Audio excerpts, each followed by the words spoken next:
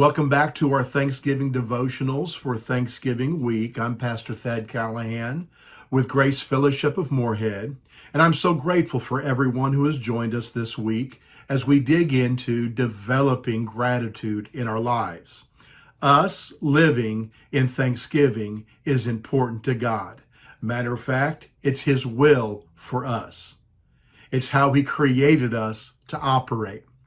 Yet it doesn't come naturally to us. It's something that has to be developed in our lives. So over the course of the next few days, we started yesterday, but we're going to learn to develop Thanksgiving in our lives. Yesterday we dealt with the area of praise more. We went into the area of your gratitude journal, write things down, things that you're thankful for. And today I want to go on number 3. And number 3 is something that as I was researching and trying to find these keys and what was happening, I had this jotted down because I thought it only makes sense. And the more I researched it, the more I found that even psychological studies back this one up. And I'm going to call it, for lack of a better term, a gratitude gang.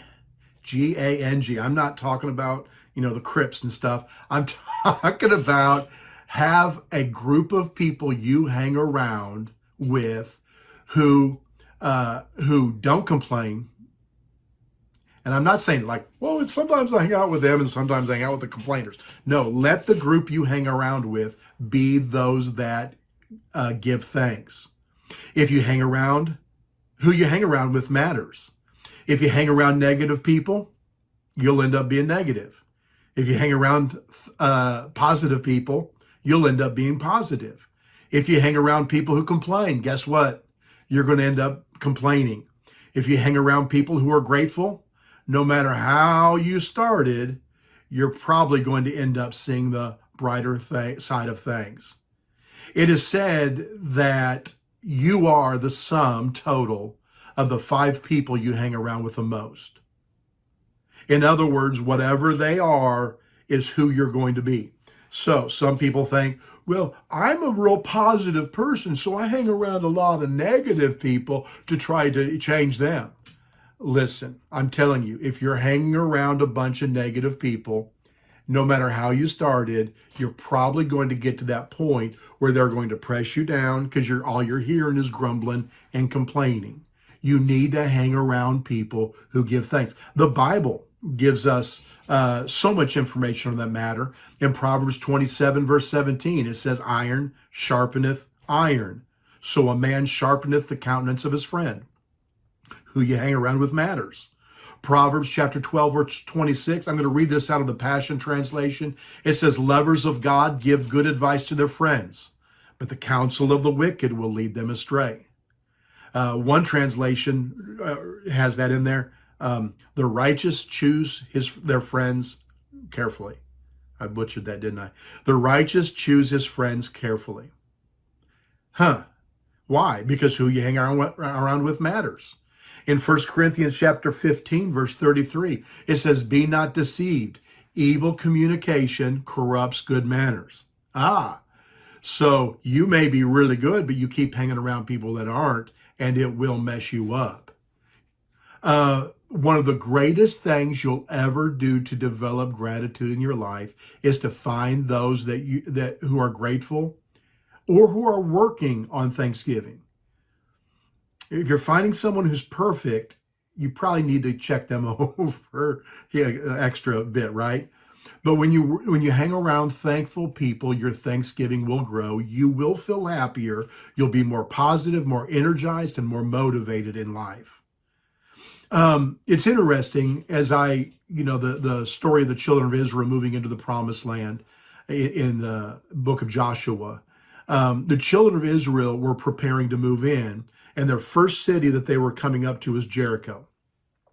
And Caleb and Joshua, now here's Joshua's now leading them, and Caleb and Joshua knew what it was like to do the right things, but to be surrounded by a bunch of yahoos who were ungrateful, unthankful, and complaining all the time. And it cost them 40 years ago, and they were not going to let it cost them again. right? So in Joshua chapter 6, God the Father gives Joshua all these details of what they're supposed to do. You're going to walk around the city once every day. You're going to, for 6 days. On the seventh day, you're going to walk around it 7 times. At the end of it, trumpet's going to sound. You're going to yell, and things, and the walls will come tumbling down. But Joshua, in his relaying this to the people, he says that, and by the way, don't say a word. Keep your mouth shut. God the Father didn't tell him to say that. What told him to say that? Experience. You see, what happens is that it's really easy when you get around a group of people for one person to say, this is really stupid. Why are we walking around these walls? What is this going to do? Look at the guys up there. These walls are thick. All we're doing is walking around these walls, and we're pretending we're doing all this kind of stuff. And it gets that one person to get the person next to him going.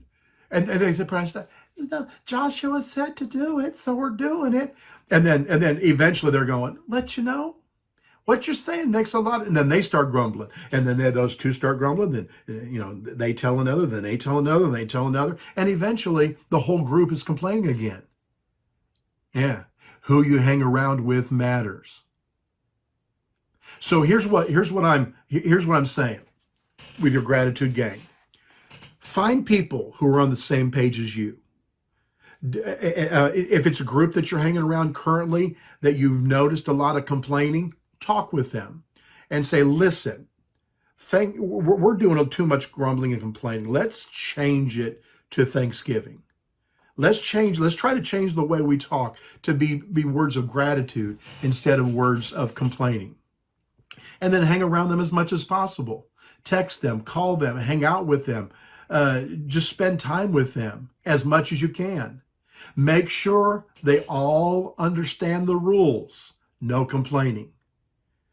Give them permission to stop you, and you give them permission to stop you, and they give you permission to stop them. I'm not saying be rude.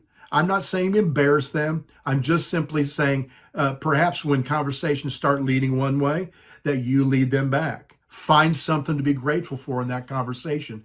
Pay attention to grateful comments that people make and emphasize those. Talk about those. Magnify those. And if you find someone who's more grateful than you are, invite them into your circle. Get them in there so they can add more and more thanksgiving and gratitude to you. See, what you're going to find is that the more you hang out and give thanks together, the more you'll grow, and the more thanksgiving will become more of a natural part of your life. Therefore, when you go to school and may not be around that group of people, you go to school, you go to family, you go to get-togethers, you'll become more contagious to others. So as we continue through this week, tomorrow's Thanksgiving. And so as we continue to find those people in your life that are already grateful or have the same goal in mind. Begin talking to them about accountability. Start moving towards into that direction of relationships of thanksgiving, and you'll start moving into the direction of God's will for your life. Thanks for joining us today. Tomorrow it's Thanksgiving Day, and we're going to hit another point on developing Thanksgiving. God bless you. Have a great day. And remember, I love you. God bless.